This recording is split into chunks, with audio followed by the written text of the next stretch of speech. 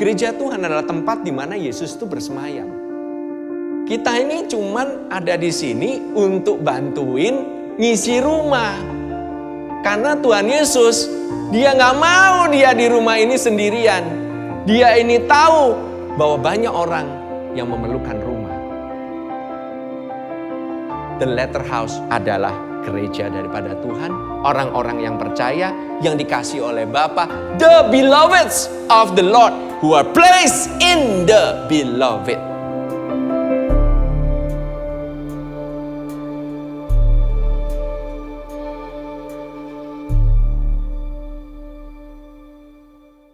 Selamat pagi semuanya. Are you blessed this morning? Wow. Yang ingin saya beritahukan adalah di the theme of the year. Saya ingin ajukan sekali lagi bahwa theme of the year tahun 2022 adalah the year of glory of the Latter House. Oke? Sekali lagi saya katakan the theme of the year adalah the year of glory of the Latter House, atau kemuliaan daripada rumah yang kemudian. Oke? Ini ya, kita tahu bahwa peperangan kita bukanlah melawan darah dan daging, tetapi melawan roh-roh jahat yang ada di internet, yang ada di udara ya. Oke, it's fine. Minggu lalu kita berbicara mengenai the Latter House glory. Mengapa rumah? Karena tahun daripada Israel itu 5782, yaitu adalah tahun Pei Beth. Oke? Tahun P itu mulut, Beth itu adalah rumah. Tuhan mendeklarasikan bahwa tahun ini di mana firman Tuhan banyak berbicara mengenai rumahnya. Dikatakan di dalam firman Tuhan, bahkan Yesus sendiri diperkatakan di kitab Matius bahwa cintanya terhadap rumahku menghanguskan. Oke? It burns him. Karena apa? Dia sungguh cinta akan rumahnya. Kenapa? Dia itu mencintai tubuhnya sendiri. Karena Yesus adalah kepala daripada rumah. Dia sangat mencintai tubuhnya. Siapa tubuhnya? Gerejanya. Gerejanya siapa? Kita semua. That's right.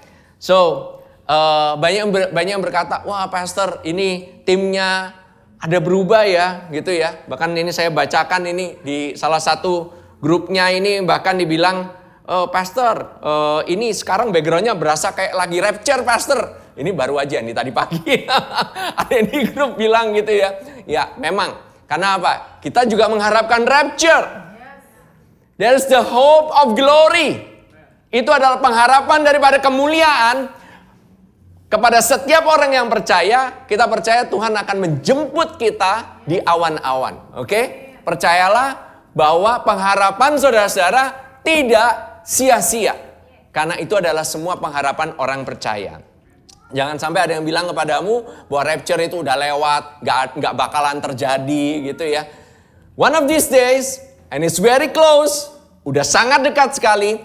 Suatu saat kita semua yang percaya kepada Tuhan Yesus Kristus, kita semua akan diangkat bersama-sama. Tapi sebelum diangkat, kita semua akan diubahkan dengan tubuh kemuliaan. That's why we're talking about the glory. Tubuh kemuliaan, the glorified body. Habis itu kita akan dijemput bersama-sama di awan-awan. Kalau saudara gak diubahkan dengan tubuh kemuliaan, nanti beberapa ada yang takut ketinggian, nanti begitu nyampe di atas, repot nanti gitu. Oke? Tetapi Tuhan Yesus sendiri, dia akan menemuimu di awan-awan. Dia udah gak sabar, pengen ketemu mempelai wanitanya. Dia just gak sabar, dia itu rindu sekali. Tetapi selama saudara ada di muka bumi ini, you are shining, saudara memancarkan kemuliaan daripada dirinya sendiri, kemuliaan daripada Bapa ada pada saudara-saudara, dan itu adalah kemuliaan daripada rumahnya sendiri. The bed atau bait. By the way, kalau dilihat di ini ya, di slide, ini saya rekap sedikit ya untuk teman-teman. Why in the beginning, berbicara mengenai bed, huruf bed. Kalau saudara-saudara perhatikan bahwa logo daripada temanya itu seperti huruf G terbalik. Dan itu adalah gambaran bed atau bait. Bait, kalau dibilang bait suci, baitnya Allah, itu adalah dimulai dari Bereshit, yaitu pada mulanya di kitab Kejadian 1 ayat 1. Bet awal hurufnya bait, daripada bait itu dari Bereshit huruf B, bukan huruf Alef. Bet berbicara mengenai Kristus.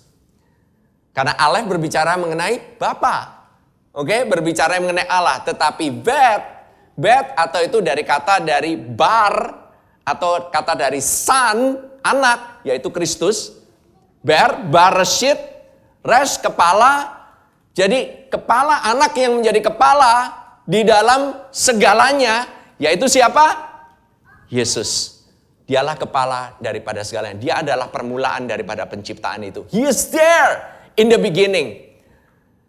Yang ada dimulai daripada GBC ini, kita mulai daripada Yesus. Kita tidak memulai daripada kita ngumpul-ngumpul hahaha. Enggak. Kita memulainya dari mana? Dari Yesus. Apa yang kita bicarakan? Yesus.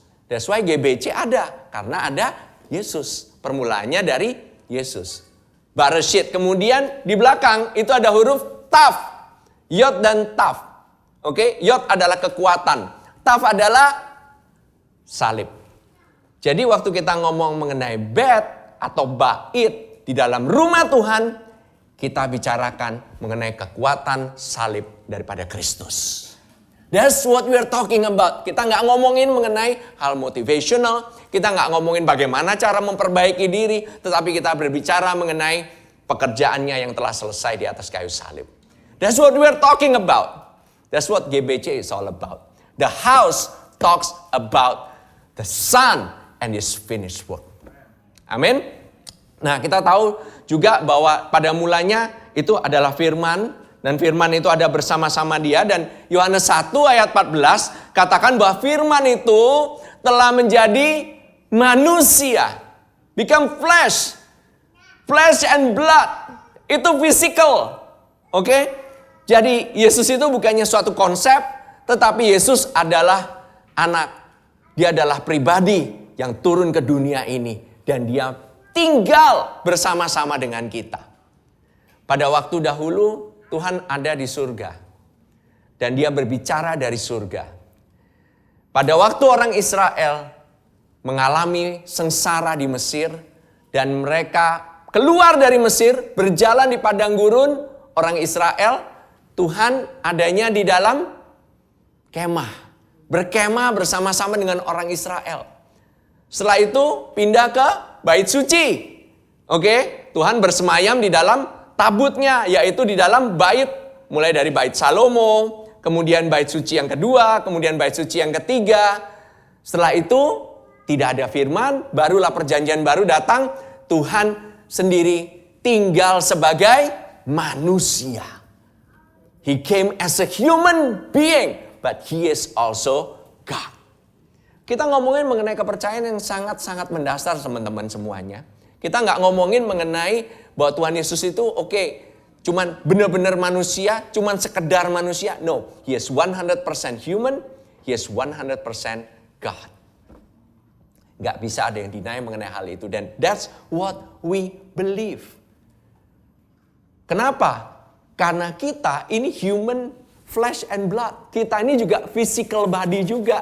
Kita ini bukannya roh yang gentayangan, yang kemana-mana. Tapi kita ini ada di bumi ini. Kita bisa merasakan yang namanya suffering. Kita bisa merasakan yang namanya kesulitan. Kita bisa merasakan yang namanya penderitaan. Dan Tuhan Yesus menderita sebagai manusia. Dia merasakan apa yang saudara rasakan. Hari demi hari. Saudara merasakan kebosanan mungkin. Hari demi hari nggak ada perubahan. Ya, dia juga merasakan bagaimana Tuhan Yesus grow up dari baby sampai dia mulai pelayanan 30 tahun loh saudara. Dia baru mulainya umur 30 pelayanan. Dia nggak memulai dari umur 6 tahun. Bisa nggak Tuhan Yesus mulai pelayanan dari umur 6 tahun? Bisa. But why? Supaya dia mengalami the full maturity daripada manusia dewasa dan dia mengalami the full strength of the suffering of this world. Dan dia juga mengalami semuanya. He's known, dia tahu namanya loss, kehilangan. Dia tahu yang namanya mengalami kerugian. Dia tahu namanya memilih disciple, memilih murid yang nusuk dari belakang. Dia tahu rasanya dikhianati. Dia tahu rasanya dicuekin. Dia tahu rasanya digibahin. Dia tahu rasanya dijulitin. Julit-julitan udah ada dari zaman dulu ya by the way. Saling mengiri, saling gak senang satu dengan yang lain. Tetapi firman itu telah menjadi manusia dan diam. Diam dalam arti aslinya dikatakan, kalau saudara baca di ayatnya, itu diam itu bahasa Inggrisnya tabernacle. Tabernacle itu apa? Mendirikan bait sucinya. Jadi bait sucinya bukannya bangunan lagi, tapi dia tabernacle, fix his stand of flesh, live a while among us. Sampai sekarang Tuhan Yesus itu masih tabernacle di dalam diri saudara masing-masing. Dan dia sangat nyaman berada di dalam diri saudara masing-masing. Dia gak pernah bilang, wih yang ini modelnya kayak begini, sikapnya masih kayak begini, orangnya masih suka cemburuan, orangnya masih suka komplainan, males ada di dalam saya males. Enggak, dia gak males. Justru dia sangat nyaman. Karena apa? Tuhan Yesus memilih untuk bisa diam di dalammu. Karena dia menyayangimu dan dia mati untuk dirimu. He died for you and he rise up for you. Dan dia tidak melihat dirimu sekarang. Dia melihat dirimu the latter house. The glory of the latter house. Kemuliaan, pengharapan akan kemuliaan itu ada pada dirimu. Kamu telah memiliki setiap pengharapan dalam kemuliaan itu. Tidak ada satu orang pun yang ada di tempat ini yang percaya pada Kristus yang tidak punya pengharapan sama sekali.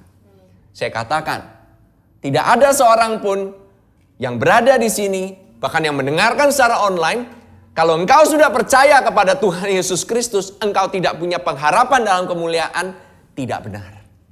Why? Because pengharapan akan kemuliaan itu sudah ada di dalam dirimu. Yang ada adalah apa yang kamu cuma rasakan. Emosimu mungkin bisa ganti-ganti. Tetapi dikatakan kita telah melihat kemuliaannya. Yaitu kemuliaan yang diberikan kepadanya sebagai anak tunggal Bapa. Kemuliaannya itu berbicara mengenai apa? What is His glory? Dikatakan di ayat yang berikut, di kalimat berikutnya, penuh, full of grace dan kebenaran. Kemuliaannya adalah full of grace and full of truth. That is His glory. Saudara-saudara, kalau saudara mau merasakan kemuliaan daripada Tuhan, saudara kalau jago banget di atas permukaan bumi ini, how can you experience the glory of God? Karena the glory of God is about full of grace and full of truth. Gak ada yang bohong-bohongan. Artinya apa? Saudara hidupnya itu benar-benar jujur di hadapan orang. Kalau saudara lemah dan saudara mendapatkan kasih karunia Tuhan dan saudara keluar menjadi seorang yang lebih daripada pemenang, itulah the glory of God. Itulah manifestasi daripada kemuliaan. Kalau saudara pada dasarnya udah jago, semuanya udah jago, why do you need His glory? That's your glory. It's not His glory. The glory of the latter house, kemuliaan daripada rumah yang kemudian daripada Kristus, itu tergantung dari perspektif kita. Bagaimana kita melihat kelemahan itu. Kalau kita melihat kelemahan itu adalah suatu kekurangan, dan akhirnya gak ada yang bisa menolong kita, dan kita berusaha menolong diri kita sendiri sampai bisa, that is your glory. Tapi His glory on you, itu full of grace and full of truth. Full of grace and full of truth. Gereja Tuhan itu di tempat anak-anak itu bersemayam. Gereja itu dimulai oleh Tuhan Yesus, berjalan di dalam Tuhan Yesus, dan diakhiri dalam Tuhan Yesus. Oke, kita maju ya, kita maju, oke? Kalau enggak nanti kita enggak maju-maju ini. Oke, pada saat itu mereka membangun bait suci. Di Esra 3 ayat 10, pada waktu, saya katakan ya, ini coba ya, kita ikuti bersama-sama. Pada waktu dasar bait suci Tuhan diletakkan oleh tukang-tukang bangunan, maka tampillah para imam dengan memakai pakaian jabatan dan membawa nafiri, dan orang-orang Lewi Bani Asaf dengan membawa ceracap untuk memuji-muji Tuhan menurut petunjuk Daud, Raja Israel. Why? Karena tabernakel Daud itu berbeda. Tabernakel Daud itu berbicara mengenai direct relationship. Gak ada lagi penghalang. There is no more barrier between you and your God. Itu bedanya tabernakel Daud dengan tabernakel Musa. Dengan tabernakelnya atau bait sucinya Salomo. That's actually the next glory-nya itu loh. Karena kan tadi kita ngomong kan, nyanyi kan. Berjalan dari kemuliaan kepada kemuliaan. Bukan dari trouble, going from one problem to another problem. Or is that what we are right now? Are we talking about going from one problem to next problem? Atau kita berbicara ngomongin going from one glory to another glory? From glory to glory kan? Nah ini kita melihat bahwa di dalam tabernakel Daud, itu kemuliaan Tuhan itu langsung bersinar atau langsung diterima oleh orang Israel. Oke, mereka memang lewat imam, betul. Tetapi Tuhan itu telah melihat bahwa pada saat Tuhan Yesus itu mati di atas kayu salib, tirai langsung dibelah nomor 1. Yang dia belah itu tirai. Artinya apa? By the way, tirainya zaman dahulu itu bukan tirainya tipis kayak kain korden yang tahu ya, kayak kalau di rumah-rumah itu ada yang namanya, tahu namanya kain korden yang tipis? Kita bilangnya vitrase. Vitrase itu yang kain tipis banget, yang bisa nerawang-nerawang gitu ya. Yang kalau misalnya anak-anak gitu ya kadang-kadang suka narik-narik gitu. Udah ditarik-tarik gitu. Habis itu kalau anak saya kadang-kadang gitu ya, ngelihat ada korden gitu ya, dikira upacara bendera. Upacara bendera, dimulai gitu. Ditarik-tarik gitu, lama-lama jebol. Udah jatuh, berantakan, segala macam gitu. No, it's not like that. Tetapi tirainya itu tebal. By the way itu tirainya itu bisa sampai up to 30 cm tebalnya.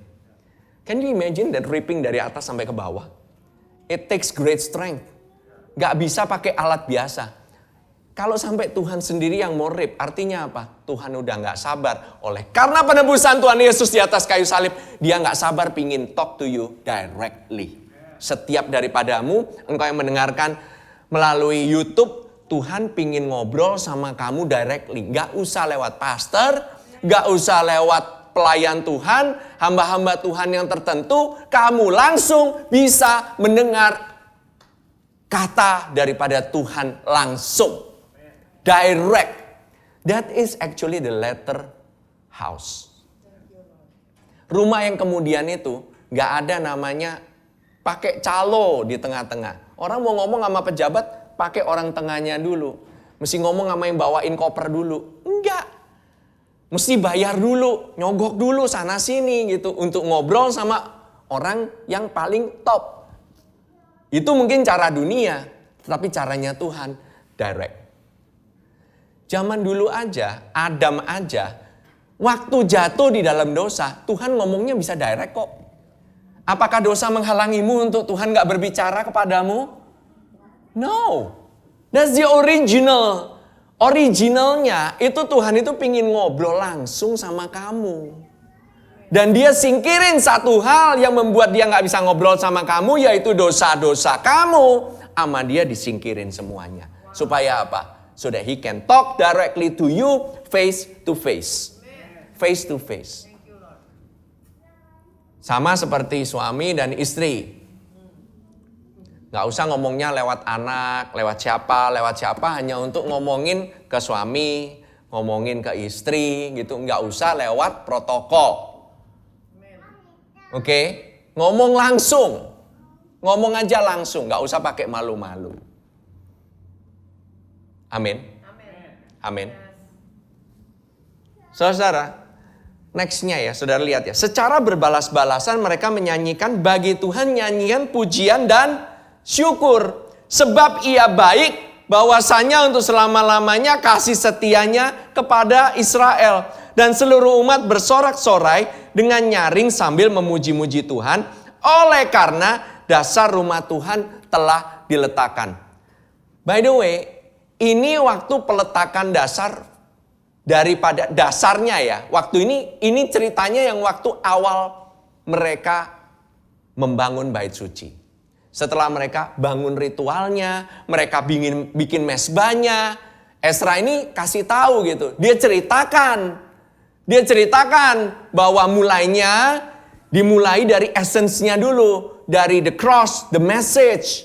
Bahwa orang Israel itu menyembah kepada Tuhan yang hidup dengan persembahan daripada kambing domba. Harus ada sacrifice. Setelah itu didirikan fondasinya. Tahu fondasi? Pernah ada yang bilang, ini ya, saya pernah lihat nggak orang gitu lihat, wow gitu pas lihat fondasi, rumahnya nggak ada nih. Orang lihat fondasi terus dipuji-puji, wah fondasimu keren banget ya, cakep banget gitu, nggak ada. Wah rumahnya keren, wah itu habis dibangun kan, biasanya yang dilihat apa? Tampak mukanya ya kan, pintunya keren, lampunya keren gitu ya. Waktu rumah lagi dibangun, waktu lagi dicor, ada yang pernah ngelihat cor-coran rumah? Gak ada yang even perhatiin kan, cor-coran rumah. Ada gak yang muji, wah cor-coranmu cakep banget men cor-coranmu itu. Wow gitu, keren banget gitu. Wah cetakannya itu ya, cetakannya gede-gede gitu, besinya wah cakep. Gak ada lagi. Orang baru pertama kali bangun rumah lihat fondasi. Apaan sih nih? Berantakan banget sih. Modelnya berantakan banget sih. This is what happened. Ini mereka lihat fondasi. Weh pakai trompet. Ada WL-nya.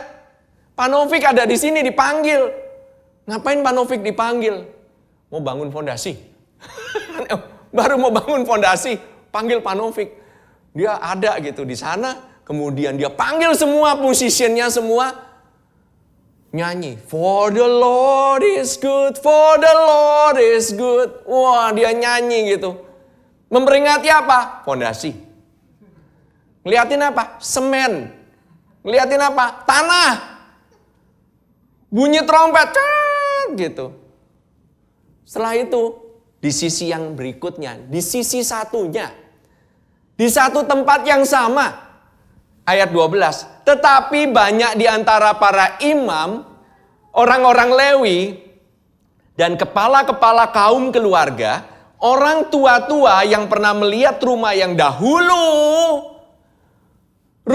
dulu, menangis dengan suara yang nyaring ketika peletakan dasar rumah ini dilakukan di depan mata mereka. Sedang banyak orang bersorak-sorai dengan suara nyaring karena kegirangan. Orang tidak dapat lagi membedakan mana bunyi sorak-sorai kegirangan dan mana bunyi tangis rakyat. Karena rakyat bersorak-sorai dengan suara yang nyaring sehingga bunyinya kedengaran sampai jauh. Begitu fondasi dibikin, by the way ini banyak yang komplain. Di satu sisi ada yang nangis-nangis. Wah, nangis gitu. Wah, kenapa ini kayak begini? Ada yang bilang, GBC yang dulu lebih enak ya. Awal-awal GBC lebih seru. Banyak makan-makannya bisa ngumpul-ngumpul. Tiap ada perayaan dikasih melulu gift. Sekarang giftnya berkurang. Tambah lama tambah kecil. Terakhir tinggal satu kartu. Dulu lebih banyak, makanan berlimpah di mana-mana. Dulu. Yang di sini orang yang berada di tempat yang sama, ada yang bilang, waduh luar biasa bisa memuji menyembah Tuhan lagi. Wow, yang di satu tempat, aduh sayang ya, kok begini ya jadinya ya. Lihat tuh kursinya tinggal dikit. Separuh, 75% atau 75% menurut aturan. Why? Kenapa kok jadi kayak gini? Udah disediain 75 banyak kosong lagi. Terus Tuhan bilang gitu. Tuhan bilang sama saya juga gitu.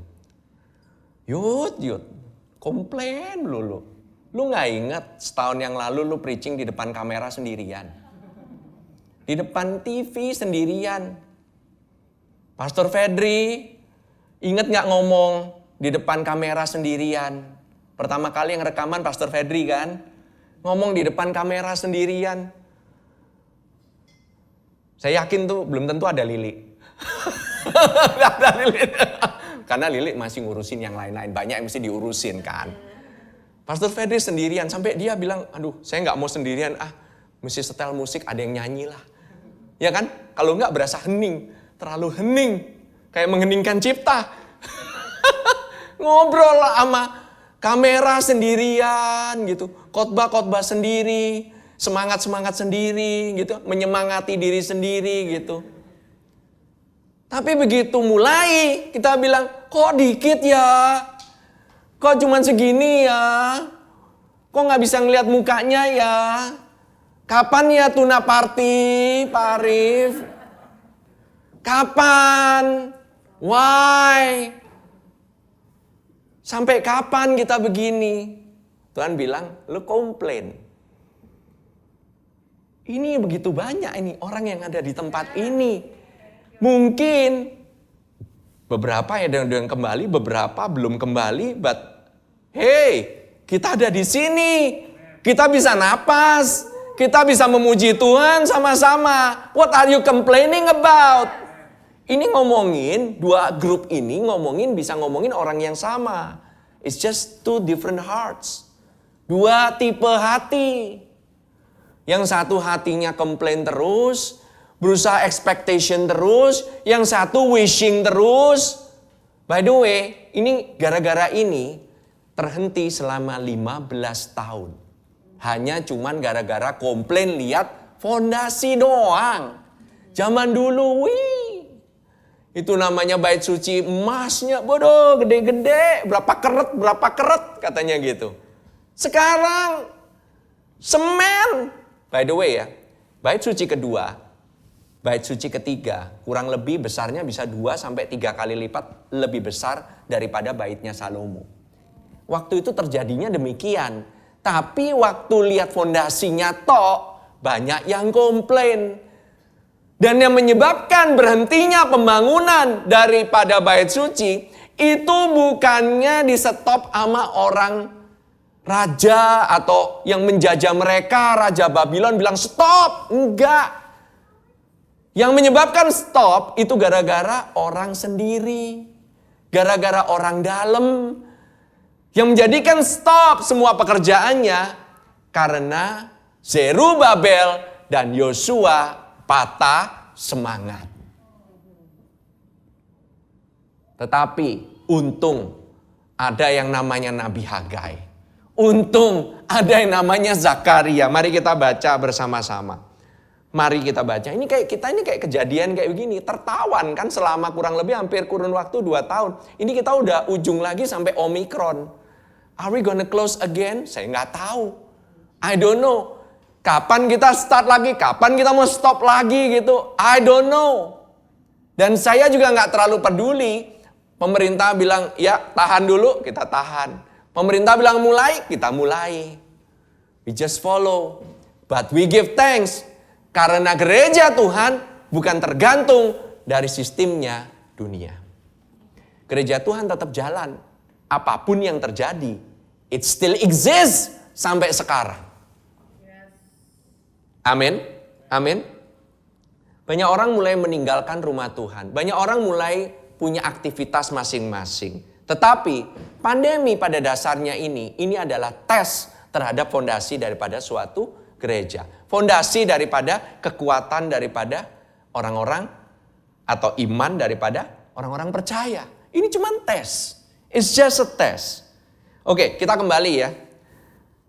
Kita lihat, kembali lagi. Tuhan lewat Nabi Hagai, dia menegur orang-orang Israel ini yang baru pulang. Penduduknya ini banyak yang masih tertinggal. Hagai 1. By the way, Zerubabel, waktu itu kan Tuhan bilang gitu ya. Ini coba dong, lihat keadaannya masing-masing. Coba lihat, beginilah firman Tuhan semesta alam, perhatikanlah keadaanmu. Jadi naiklah ke gunung, bawalah kayu, bangunlah rumah. Maka aku akan berkenan kepadanya dan akan menyatakan kemuliaanku di situ. Kamu mengharapkan banyak tapi hasilnya sedikit. Ketika kamu membawa ke rumah, aku mengembuskannya oleh karena apa? Demikianlah firman Tuhan semesta alam. Oleh karena rumahku yang tetap menjadi reruntuhan. Sedang kamu masing-masing sibuk dengan urusan rumahnya sendiri.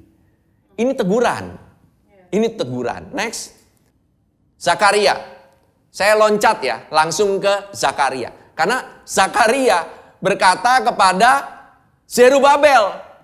Minggu lalu kita ngomongin mengenai Zerubabel. Maka berbicaralah Zakaria 4 ayat 6 sampai 9. Dikatakan apa?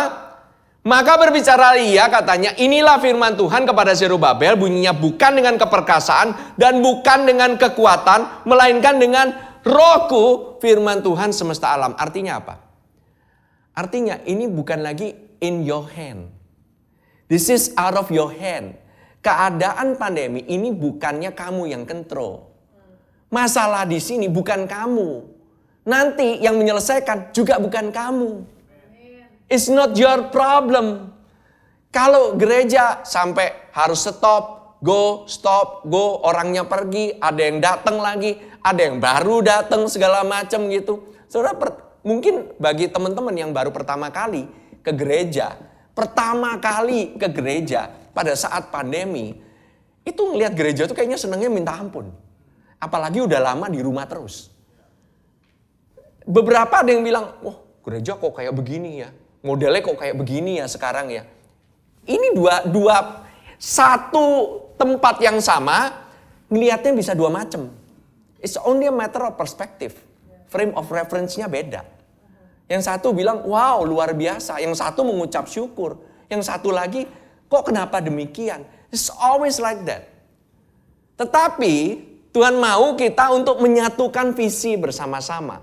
That's why dia katakan kepada Zerubabel, hey, bukan kekuatanmu loh, bukan keperkasaanmu loh, tetapi semua karena Rohku.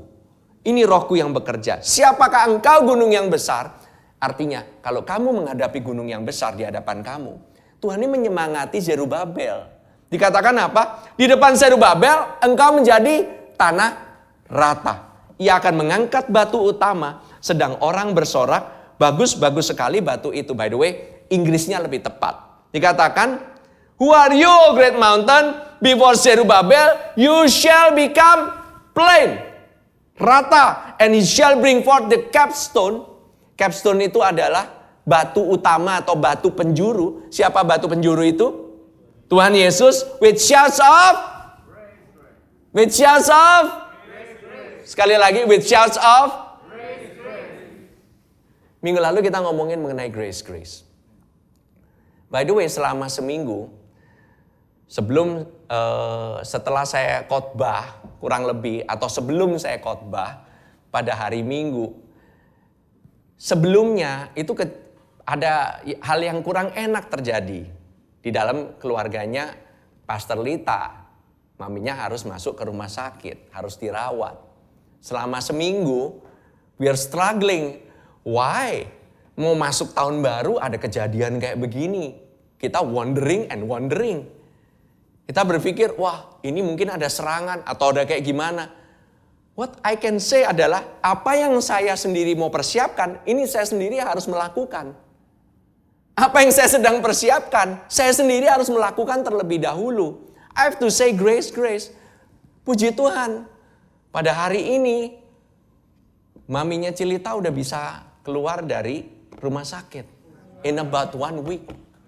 Tuhan sayang pada kita semua. Tapi waktu sebelumnya, waktu pas kejadiannya, waktu pas kita lagi di rumah sakit dan gak tahu apa yang bakalan what happen next. Banyak yang wondering. Banyak kebingungan. Yes, banyak kebingungan. What I know is, Tuhan mau nyatakan kemuliaannya. Iblis mah gak ada apa-apanya. Dia pingin bikin kamu bingung. Yes. Challenges-nya banyak gak? Yes, challenges-nya banyak. What I can see is, His glory is much more than the challenges. Amin. Kemudian dikatakan di ayat ke-8. Kemudian datanglah firman Tuhan kepadaku, demikianlah. Tangan Zerubabel telah meletakkan dasar rumah ini. Dan tangannya juga yang akan menyelesaikannya.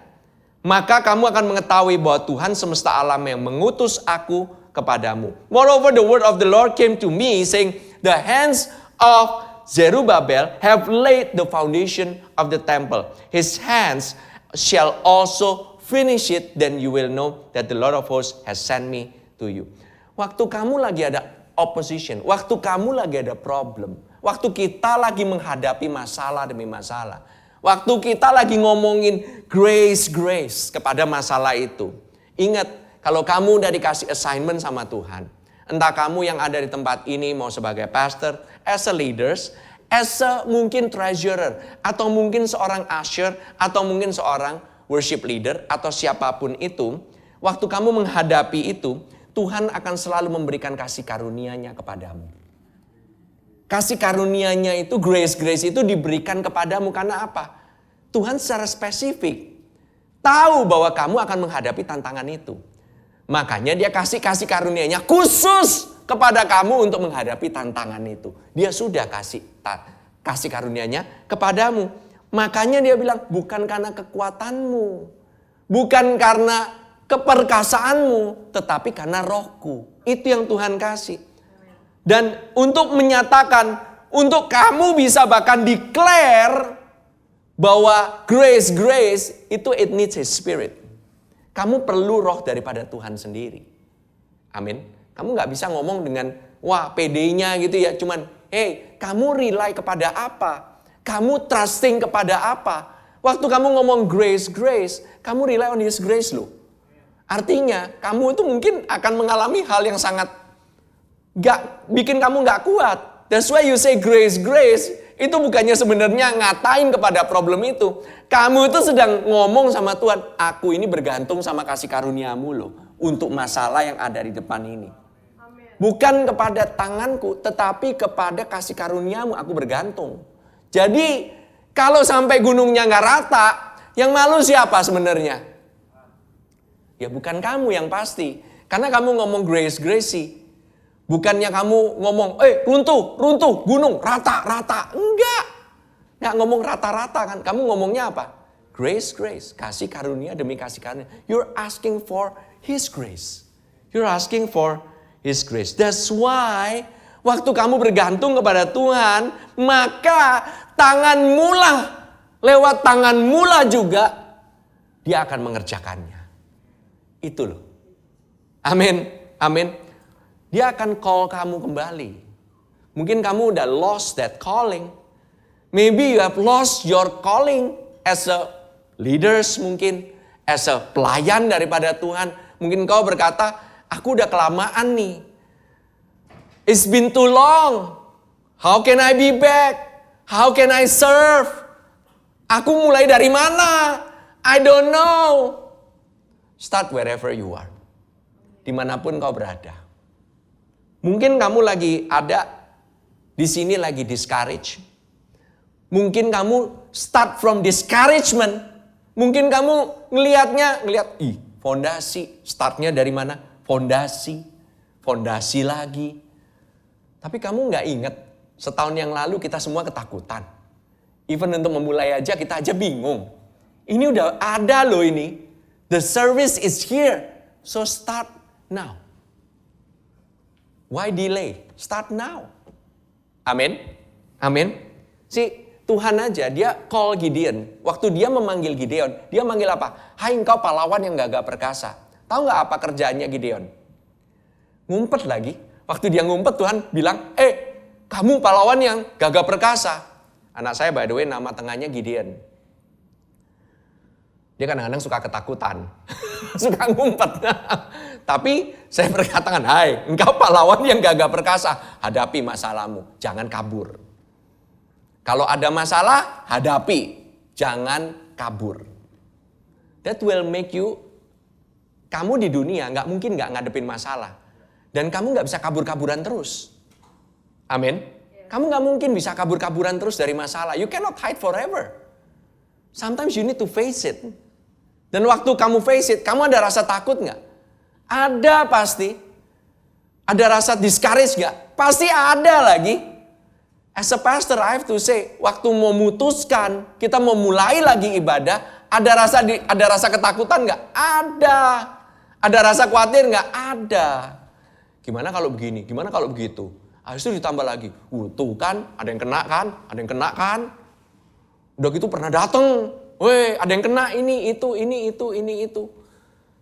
Pastor nggak takut Omikron. Dan nanti saya akan ngomongin mengenai hal ini. Amin. Tuhan nggak melihat kamu, apa adanya kamu sekarang, tapi dia melihat panggilanmu. Dia melihat kamu itu sudah ada panggilan. Setiap orang daripadamu itu punya panggilan. Whatever you are called. Either a pastor, as a businessman, atau apapun juga, you have a calling. Dan Tuhan kasih grace untuk that calling. Specific for that calling. Amin. Dan dia mau kamu melihat dengan cara pandangnya. Bukan cara kamu memandang diri kamu, tapi cara dia mandang diri kamu. What is he trying to see you as? Seperti apa sih? Kalau Tuhan bilang, hai engkau pahlawan yang gagah perkasa, artinya Tuhan mau lihat engkau sebagai, Tuhan mau kamu lihat dirimu sebagai pahlawan yang gagah perkasa. That is the truth. Lebih daripada apa yang kamu bisa ngomong mengenai dirimu sendiri saat ini. Amin. Kalau engkau lagi discourage, Tuhan gak bilang, kok kamu discourage sih? Kenapa sih? Enggak. Tuhan bilang, bangkit dong. Ayo bangkit.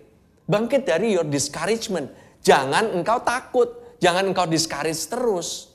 Engkau mulai dari apa yang ada. Kalau mulainya dari fondasi, ya mulailah dari fondasi. No problem. Karena yang dia lihat bangunan yang besar. Amin. Apa yang terjadi kalau kamu allow that to happen? Apa yang terjadi kalau kamu telah mengalami yang namanya prophecy? Yang mengalami apa yang Tuhan lihat di masa yang akan datang? Apa yang terjadi? Apa yang terjadi adalah Ezra pasal yang ke-6 ayat ke-14. Dikatakan apa? Para tua-tua orang Yahudi melanjutkan pembangunan itu dengan lancar. Digerakkan oleh apa?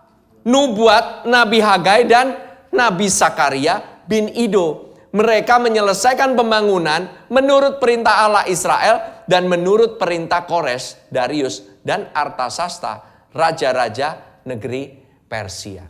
By the way, mereka stopnya 15 tahun.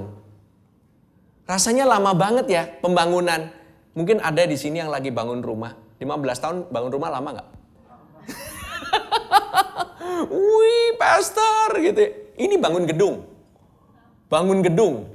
Wah, 15 tahun gak jadi-jadi, that's a long time. Tapi begitu mereka mulai lagi, in a few years, cuman gak nyampe sekitar 2 tahun, 1,5 tahun, kelar. Wow, dalam 2 tahun kelar. Hanya gara-gara mereka mendapatkan nubuatan. I say to you GBC, kamu mungkin merasa stuck selama 2 tahun ini. But I say to you, kamu akan mengalami percepatan yang luar biasa. Tahun ini, I say this year, you shall receive your acceleration. Kamu mungkin udah resting udah lama. Kamu mungkin udah nunggu udah kelamaan. Kamu mungkin udah sempat discourage. But you need to see yourself sebagaimana dia melihat dirimu. Jangan kamu lihat dirimu sebagaimana kamu melihat dirimu sendiri. Kayak begini, saya kayak begini ya, saya gak mungkin bisa bangkit lagi. Ini bisnis sudah terlanjur berantakan, gak mungkin bangkit lagi. Gak mungkin. Saya katakan kepadamu, kalau Tuhan udah jadikan kamu businessman or whatever, atau Tuhan mau jadikan kamu itu punya, mungkin tadinya ada pekerjaan, sempat di lay off, kemudian balik lagi bekerja, Tuhan sanggup menggantikan seluruhnya itu dalam waktu sekejap. I tell you. Jangan percaya. Mungkin kamu bisnis lagi amburadul. Usaha di rumah lagi amburadul. Semuanya mungkin keluarga selama 2 tahun kayak gak ada kemajuan. I tell you this year, the glory of the latter house. Kamu akan mengalami percepatan. Sama seperti bait suci ini. Mengalami percepatan. Coba bayangin ya. The elder of the Jew built and they prospered through the prophesying of Haggai. Mereka ini prosperous loh. Melalui kata-kata nubuatan ini, mereka prosperous. And they build and finish it. Build and finish it. Oke lah, waktu nanti zamannya Roma mereka dihancurin lagi, tapi dibangun lagi. Oke. Waktu kamu mendengarkan perkataan-perkataan ini, kamu akan prosper melalui nubuatan ini. Amin, amin. Well, by the way, iblis itu gak pernah stop ya, bekerja untuk attack kamu. Sama seperti bait suci ini waktu dikerjakan, iblis juga gak pernah stop. Mereka juga gak bakalan senang. Amin, selalu aja ada. Tetapi, saya percaya bahwa lewat pengajaran-pengajaran tentang kasih karunia-Nya, mengenai apa yang Tuhan berbicara mengenai dirimu sendiri, kamu akan prosper. Dikatakan kamu akan prosper. I'm not saying saya nabi atau saya rasul. Nggak usah calling jabatan lah. Kita nggak usah calling jabatan. Saya sama kalian itu sama, cuman fungsi aja yang berbeda. Saya lagi ya, saya dan saudara-saudara semua yang ada di tempat ini, saya nggak lebih tinggi, nggak lebih rendah. Saya punya yang sama posisinya di hadapan Tuhan, hanya fungsinya yang berbeda. Saudara kebetulan ada yang melayani yang bagian multimedia, ada yang bagian praise and worship, ada yang bagian khusus untuk mengurusi sebagai bendahara, ada yang bagian usher, ada yang tugasnya itu mungkin masuk ke social media. Every one of us have a role. Ada fungsinya, ada tujuannya masing-masing. Efesus 2 ayat 19 dan 20. Efesus 2 ayat 19 dan 20 katakan, demikianlah kamu bukan lagi orang asing dan pendatang, melainkan kawan sewarga dari orang-orang kudus dan anggota-anggota keluarga Allah yang dibangun di atas dasar para rasul dan para nabi dengan Kristus Yesus sebagai batu penjuru. So, this is the new covenant, sama atas dasar pengajaran rasul, atas dasar pengajaran nabi, dan Yesus Kristus sebagai penjurunya. Itu batu utamanya. Selama kita ngomongin Yesus, kamu dan saya ngobrolnya sama. Kita akan terus nyambung ya, gak akan kita ngomongin hal-hal yang lain. Kita mungkin sempat terpecah belah, hanya gara-gara masalah virus dan vaksin. Mungkin kita sempat discourage. Kita mungkin banyak perbedaan. Tetapi one thing yang kita ngomong adalah Yesus. Dan itu menyatukan kita semua. Gak pernah akan membuat kita ini split. Amin. Begitu gereja ngomongin hal yang lain, gerejanya bakalan split. Tapi begitu gerejanya ngomongin Tuhan Yesus, semuanya akan jadi satu. Amin. Gak akan memecah belah kita. Haleluya. Oke. Next. Efesus 2 ayat 21 dan 22 katakan, di dalam Dia tumbuh seluruh bangunan rapi tersusun menjadi bait Allah yang kudus di dalam Tuhan. Di dalam Dia kamu juga turut dibangunkan menjadi tempat kediaman Allah di dalam Roh. Tuhan itu ingin bangun kalian di dalam Roh. Di dalam Rohnya itu ada buahnya. Salah satunya ada sukacita, ada damai sejahtera, ada kasih, ada penguasaan diri, ada kebaikan. It's all in there. It manifests. Kalau kamu nggak bangunnya di dalam Roh, gampang kok kelihatannya. Semasa kamu menunjukkan buah itu, kita tahu kamu sedang dibangun di dalam Roh.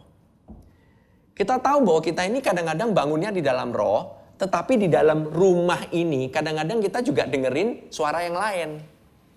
Kita ini paling suka dengerin suara-suara yang lain daripada dengerin suara Roh.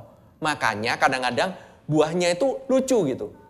Kadang-kadang ada buah yang ini, kadang-kadang ada buah yang ini gitu. By the way, saya punya tanaman itu di rumah gitu ya. By the way, tanamannya sekarang udah rada nggak keurus gitu. Saya di dalam satu tanah, di dalam tanah saya, nggak tahu itu ya, nggak tahu somehow, some way, mbak saya yang di rumah itu dia kan naburin semua benih gitu. Saya pikir itu benihnya itu sama. Ternyata di dalam satu petak tanah, di sini ada mangga, atau di sini ada pepaya, atau di sini ada jeruk. Saya sampai bingung, ini buahnya yang mana ini? It's distraction. Saya sampai bilang, ini salah satu ini mesti dicabut ini. Nggak bisa. Kalau itu dibiarkan take roots, lama-lama dia akan take over kan. Kan konsepnya awalnya kita mau bangun, kita mau nanam di sini mangga, kita mau nanam jeruknya ada di sini. Masa tengah-tengah tahu-tahu ada pepaya 2 biji? Sampai bingung saya. Saya bingung, ini kenapa? Oh iya, ternyata waktu itu sempat disebar. Pepayanya, berbuahnya lebih lebat dibanding mangga saya. Mangga saya sampai sekarang daun melulu. Hampir saya kutukin. Hampir. Tapi saya nggak boleh memperkatakan kutuk ya. Harusnya saya perkatakan berbuah. Tahun depan kamu berbuah. Gitu kan. Ini nggak bisa ini. Mana gitu jeruknya kagak kelihatan. Ceritanya mau nanam jeruk santang kan. Ijo melulu, nggak kuning-kuning. Bilangnya katanya Desember, nggak keluar-keluar gitu. Yang numbuh apa tahu nggak? Pepaya saya bisa ada 2 biji gitu, numbuh gede sekali. Saya sampai bilang, apa mendingan saya cabut ganti pepaya ya? Padahal konsep awalnya itu nggak mau nanam pepaya. See, that's distract you. It will distract you. Callingnya pertama kali apa sih? Kita ini berkumpul di tempat ini, kita bangun gereja Tuhan sama-sama. Kita bangun all the leadership, all the ministers, kita bangun sama-sama. Kita konsepnya nggak ada yang lain. Kita nggak try untuk mengorganize suatu event kan? Kita nggak di sini untuk kenceng-kencengan. Mana followersnya paling kenceng, mana followersnya paling banyak, mana likes-nya paling keren. No. Kita bilang, the people are transformed by the word. Kapanpun mereka mendengarkan, wherever mereka mendengarkan, whenever mereka mendengarkan, people are being transformed every day. Itu yang harusnya terjadi. Amin. So let's focus on our calling. Let's focus on our calling. Amin. Teman-teman. Jadi firmannya kepada GBC apa sih? What is making GBC nanti bisa prosper? What is the call of GBC?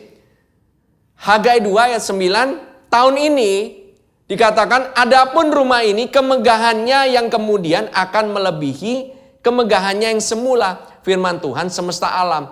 Dan di tempat ini aku akan memberi damai sejahtera. Demikianlah firman Tuhan semesta alam. That is the calling of GBC. Konteksnya. Saya katakan konteksnya sekali lagi. Hagai 2 ayat 1 sampai 8. Mari kita sama-sama buka. Dalam bulan yang ke-7 pada tanggal 21 bulan itu, datanglah firman Tuhan dengan perantaran Nabi Hagai, bunyinya, katakanlah kepada Zerubabel bin Sealtiel, Bupati Yehuda, kepada Yosua bin Yosadak, imam besar, kepada selebihnya dari bangsa itu demikian.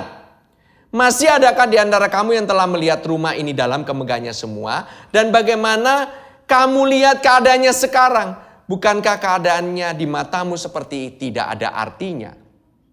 Next. Tetapi sekarang kuatkanlah hatimu, hai Zerubabel.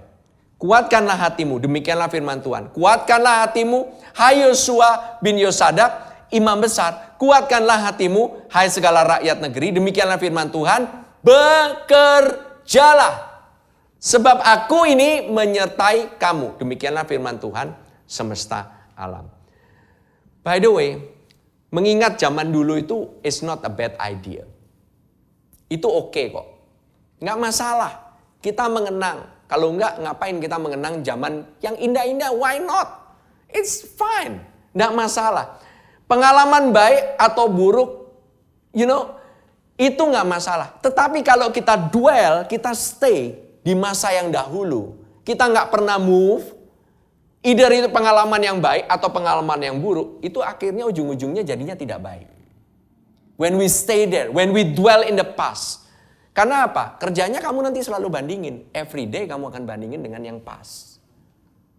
Mau baik, mau buruk, apapun prestasimu, kamu akan selalu bandingkan. Dan kamu akan fokus pada masa lalu. Dan akhirnya gak bisa hidup pada zaman sekarang. Good memories boleh untuk diingat. Tetapi matamu jangan lihat ke situ terus. Amin. Sama dengan kamu mungkin melihat hanya pada kematian Tuhan Yesus di kayu salib. Kamu mungkin lihat itu terus. Kita tetap diingatkan. Waktu Tuhan Yesus mati di atas kayu salib, kita akan teringat bagaimana kita dulu itu sebenarnya sudah harusnya dihukum. Tapi kita nggak dapat hukuman. Amin. Kita ada di sini, kita bisa napas nih, kita bisa hidup nih. Saya bisa khotbah di tempat ini kepada saudara-saudara dan kepada saya sendiri. Ini karena kasih karunia Tuhan. Bukan karena orang lain, bukan karena siapanya saya. No. Bukan karena kita cuma bayar gitu rental di tempat ini makanya kita bisa. No, this is all because of the grace of God. Why I can stand here and talking to you. Saya bisa ngobrol sama teman-teman semuanya yang ada di YouTube. Itu semua karena kasih karunia Tuhan. That's why kita gak mau hanya diam di sana. Kita tahu bahwa kita ini dibayar, tapi Tuhan Yesus itu sudah mati dan dia juga sudah bangkit kembali. Dan sekarang duduk di sebelah kanan Allah Bapa. Dia naik ke surga, duduk di sebelah kanan Allah Bapa. Posisi kita bukannya cuma disalib, saudara-saudara. Posisi kita saat ini sudah duduk bersama-sama dengan Allah Bapa. That is our position. That is our position. Jadi posisinya kita ini sudah menang. Dosa itu memang sudah ditebus. Tapi kalau kamu bergumul terus dengan dosa yang sama, kita terus menerus bergumul dengan dosa yang sama. Mungkin mata kita masih memandang kepada diri kita sendiri. Maybe we are too self-absorbed. Mungkin kita terlalu ngeliatin bukan kepada Yesus, tapi sebenarnya kepada diri kita. Kita bisa ngomong, kita memandang kepada Yesus. Kita bisa bilang, saya dengerin khotbah terus-menerus tiap hari. Tetapi, kalau kamu terus-menerus bergumul dengan hal yang sama, maybe you're not putting your eyes on Jesus. Maybe you're putting your eyes on yourself. Kamu mungkin still putting yourself on the cross terus. Padahal Tuhan Yesusnya sudah naik di surga. The cross is past already. Dia sudah menang. Kenapa crossnya pas? Karena dia sudah menang terhadap dosa dan segala penyakit. Dia duduk di sebelah kanan Allah Bapa. Gampang deteksinya. Tahu caranya deteksinya?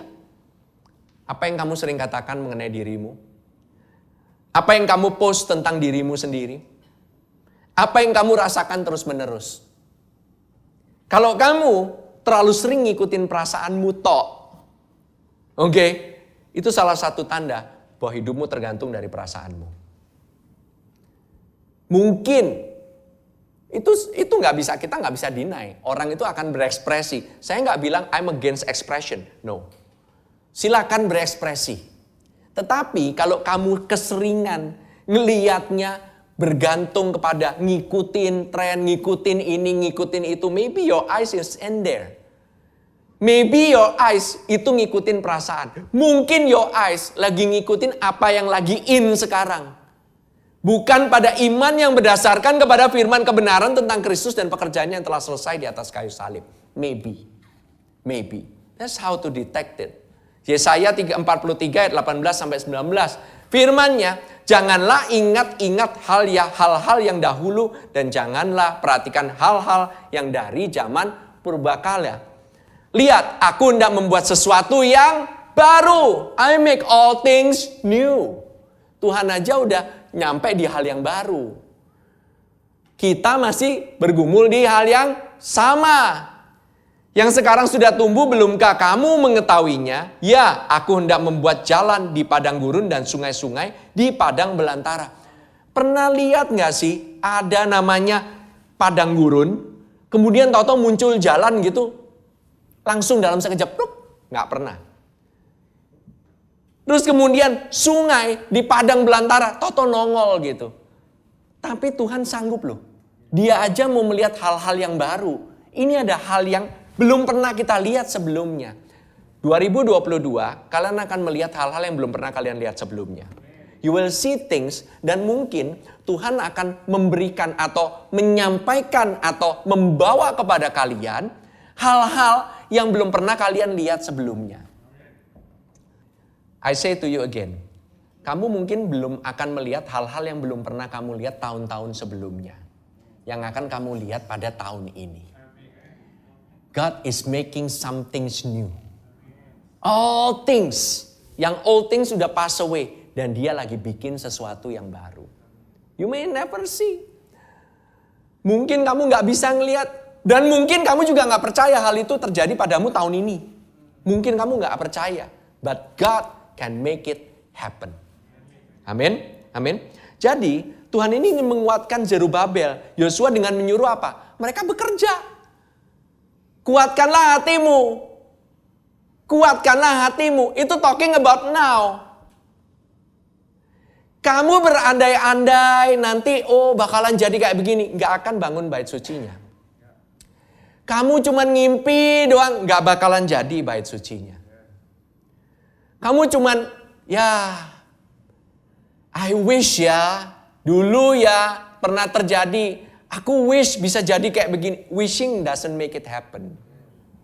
But what is God saying? Kuatkanlah hatimu dan bekerja. Now, sekarang. Nggak ada waktunya yang lain. Now. Tapi ini masih pandemi, pastor. Kuatkanlah hatimu dan bekerja.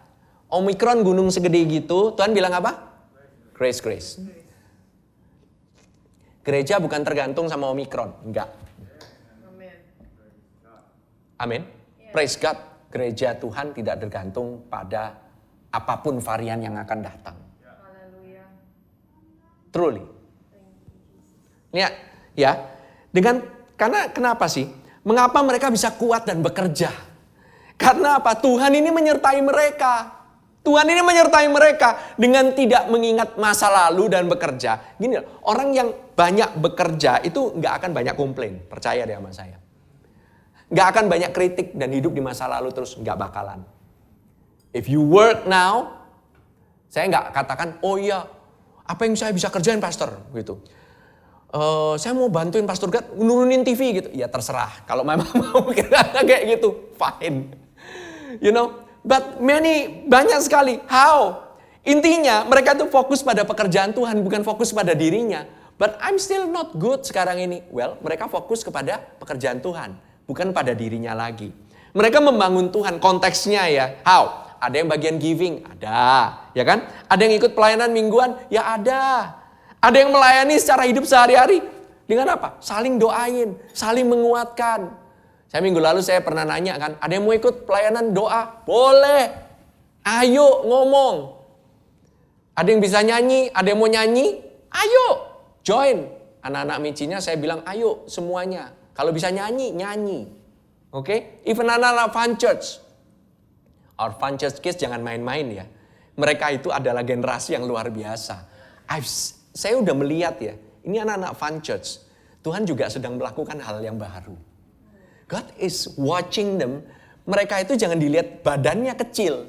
Tapi lihat apa yang Tuhan lihat dalam diri mereka. Jangan lihat mereka itu kecil-kecil. I'm so proud of our fun church. By the way, yang menamakan dulu dari Sunday School fun church itu ada Pak Arif di sini. I thank God Tuhan memberikan visi kepada Pak Arif untuk call our Sunday School dirubah menjadi fun church. Karena apa? Katanya school pastor. Every day already school. Sunday school again. Nanti bakalan ada yang komplain. Sekolah lagi. Kapan kelarnya? Kapan? Gitu. Kapan kita? Tiap hari sekolah. Bosen. Tapi Tuhan bilang Sunday is a fun day. It's a fun church. That is good. Itu calling things. Itu menamakan sesuatu yang belum pernah dinamakan sebelumnya. Saya sih nggak pernah dengar sih. Ada yang namanya fun church. Selama ini GBC harus punya trademark Pak Arif. Masukkan trademark itu namanya fun church. Original sekali. It's fun. To be in the house of God is fun. That's why kita bekerja pun it's fun. Makanya saya bilang, ada yang sorak-sorai, ada yang niup trompet, ada yang ini, ada yang nari poco-poco sebelah sini, ada yang wow gitu. We have fun in the house of God. This is where we have fun on Sunday. This is where you get from glory to glory, from strength to strength. Dari kekuatan kepada kekuatan. It starts from Sunday. No, it doesn't start from anywhere. Monday itu akan drain you. Sabtu udah habis, udah E. Kamu dari E ke E. Nggak bisa. Mau juga dari F ke E. Kalau kamu dari E ke E, what are you doing? Kalau kamu nggak bisa call this fun, you're not gonna be a fun person anymore. It's hard. Karena kita melihatnya udah nggak fun. Hari Minggu is no longer fun. Amin. Sangat quiet di tempat ini. Ada yang saling mendoakan, ada yang take care of each other's need, ada yang memberikan visi, ada yang memberikan rancangan, ada yang memimpin pelayanan. Banyak hal kok bisa dilakukan. Ini semua ya by the way ya, bukan pekerjaan gembala ya. Jangan pikir, oh ya pastor aja yang ngerjain semuanya. Visitasi, pekerjaan ini, mendoakan orang sakit gitu ya. Semuanya pastor, bangkitin orang mati, pastor gitu. Semuanya, apalagi ngusir setan di rumah gitu ya. Yang ada masalah, mau pernikahan ini, pernikahan itu, pastor semuanya. No, it's not just pastor. Some of you, beberapa mungkin ada yang hangout leaders gitu. You can encourage one another and that is still work. Saya katakan, that is still work. Oh, saya lagi nggak ada di Jakarta. Oh, bisa.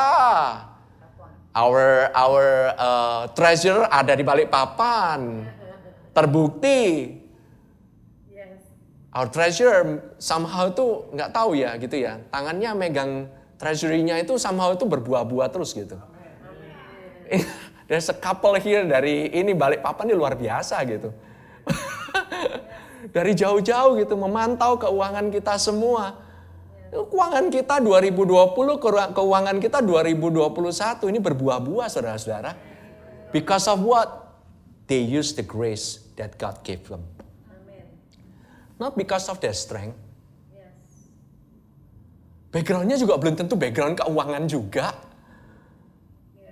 But why? Tuhan kasih karunia-Nya. Kuatkanlah hatimu dan bekerja. Why? Karena Tuhan menyertaimu. God is with you. Amin.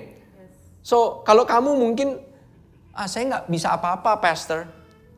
Saya percaya semua bahkan jemaat bisa lakukan. Cuman sharing link bisa? Sharing link aja. Taruh di grup. Teman-teman semua bisa nggak? Gampang. Cuman sharing link dong. Cepret. Sekali. 1 detik. 1 detik share. Share the good news. Good news yang ada di IG. Repost. Ceteng. Kelar.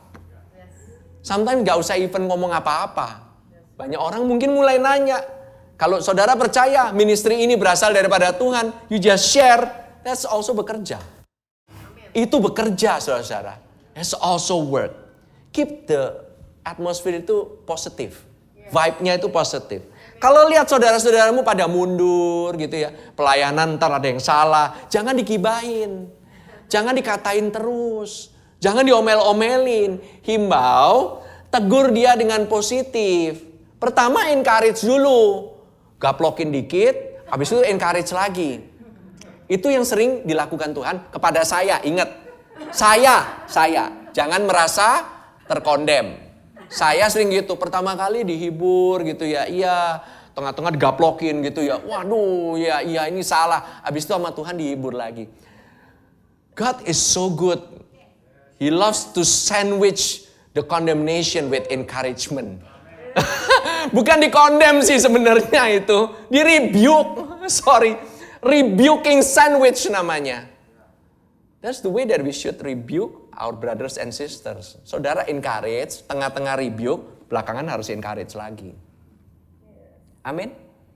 This is working. This is a working mode. Nggak ada lagi waktunya kita cuman leha-leha.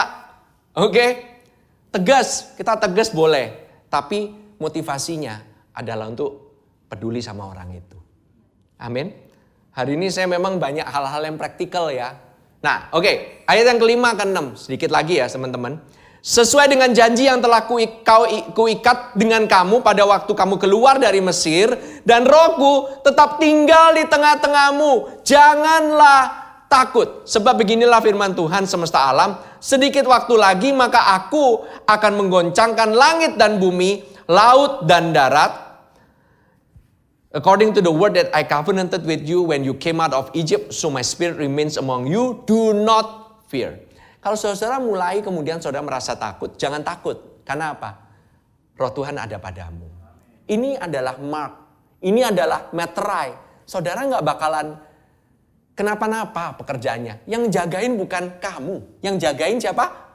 Tuhan. Kalau saudara mengalami goncangan, Mengapa sih mereka bisa nggak takut pada apa yang terjadi? Padahal mereka ini baru di-discourage loh. Mereka ini nggak takut.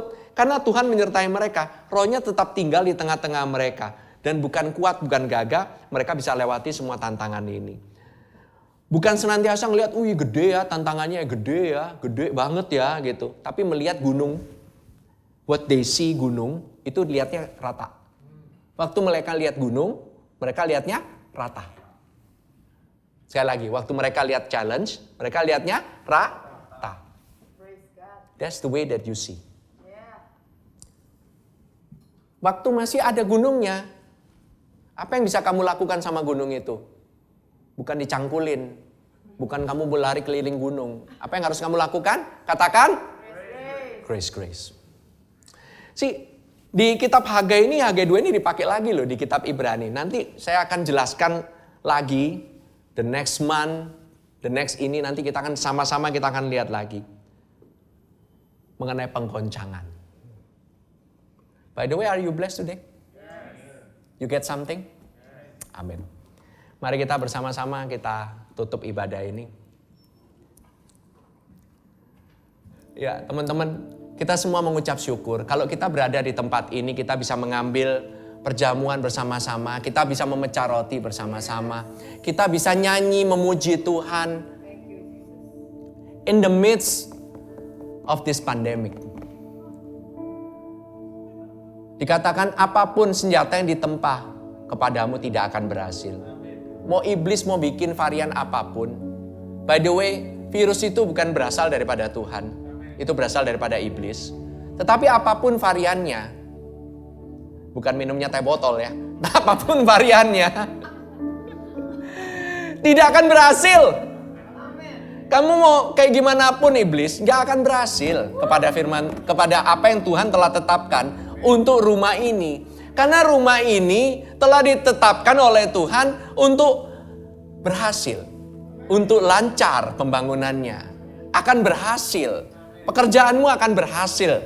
Gak usah takut gagal. Mari kita bangkit bersama-sama. Kita bangkit berdiri. Waktu kita mengambil roti dan anggur ini, kita tahu Tuhan telah memeteraikan. Setiap pekerjaannya itu ada jaminan. Jaminannya itu jaminan mutu. Kalau orang bangun rumah masih bingung, ini jaminannya kapan? Apa ini jaminannya? Belum tentu bisa dijamin 100%. Kalau Tuhan yang bangun rumah, jaminannya 100 bahkan 1000% pasti berhasil. Amin. Bukan tergantung kepada kuat gagahmu. Sekali lagi ini tergantung kepada roh Tuhan. Jadi waktu saudara mengambil, saudara ambil dengan iman. Saudara lihat diri saudara, bukan keadaanmu saat ini, tetapi apa yang Tuhan lihat dalam dirimu. See yourself as a successful businessman. Lihat dirimu sebagai orang yang mempunyai bisnis yang berhasil, yang bisa menjadi berkat bagi orang lain. Saudara lihat dirimu itu selalu berkecukupan di dalam keluarga. Saudara lihat dirimu tidak akan terpapar oleh virus apapun. Lebih daripada saudara bergantung kepada vaksin saja. Tetapi engkau bergantung kepada firman. Lebih daripada saudara melihat dirimu sendiri hanya sebagai pelayan Tuhan. Tetapi engkau melihat bahwa Tuhan telah memanggilmu untuk meng-encourage banyak orang. Bahkan pekerjaanmu yang ada saat ini, seberapa kecil menurut dirimu, itu sangat berharga di mata Tuhan. Tuhan tidak pernah tidak appreciate, bahkan dia kasih upahnya. Dia gak mau berhutang sama sekali. Apapun pekerjaanmu. Oh saya cuma kerja kayak begini. Oh saya cuma sharing link doang. That is work. That is the work of God. Cuman sharing repost di IG. Mungkin ada yang kerjanya TikTokan mungkin. The TikTok will spread joy for many people yang membutuhkan. Share the positive, oke? Terima kasih Tuhan Yesus untuk tubuhmu yang telah dipecah-pecahkan bagi kami. Terima kasih Tuhan Yesus karena tubuhmu ini menyatukan kami semua. Dan kami melihat, as you are, so are we in this world. Engkau sehat, duduk di sebelah kanan Allah Bapa. Penuh dengan otoritas terhadap segala macam sakit penyakit. Penuh otoritas terhadap segala macam kegagalan dan kegagalan. Penuh otoritas terhadap segala macam apapun rintangan yang ada di bumi ini. Penuh otoritas terhadap oposisi yang mendiscourage-mu. Penuh otoritas terhadap hal-hal yang mengganggumu saat ini. Kebiasaan-kebiasaan yang buruk. Engkau punya otoritas itu. And call those things as though seperti apa yang Tuhan mau call. Terima kasih Tuhan Yesus. Oleh karena bilur-bilurmu kami telah disembuhkan. Dalam nama Yesus mari kita makan bersama-sama.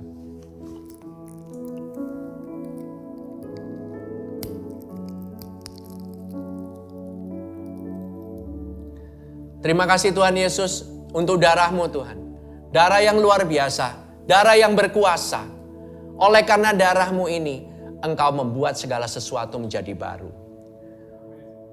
Mungkin kau punya masa lalu atau mungkin kau bikin kesalahan yang kau rasa fatal, sangat berdampak. Tetapi darah Tuhan Yesus katakan, apapun kegagalanmu, apapun masa lalumu, aku sanggup membuatnya menjadi baru. Bahkan jalan di padang gurun dan sungai di padang belantara pun aku akan bikin. Sehingga engkau tidak bisa berkata-kata lagi. Oleh karena kuat gagahku, aku membuat segala sesuatunya baru. Tetapi Tuhan sendiri membuat segala sesuatunya baru di dalam Kristus. Oleh karena darah ini engkau disucikan, dikuduskan. Sekali untuk selama-lamanya. Di dalam nama Tuhan Yesus Kristus, mari kita minum bersama-sama.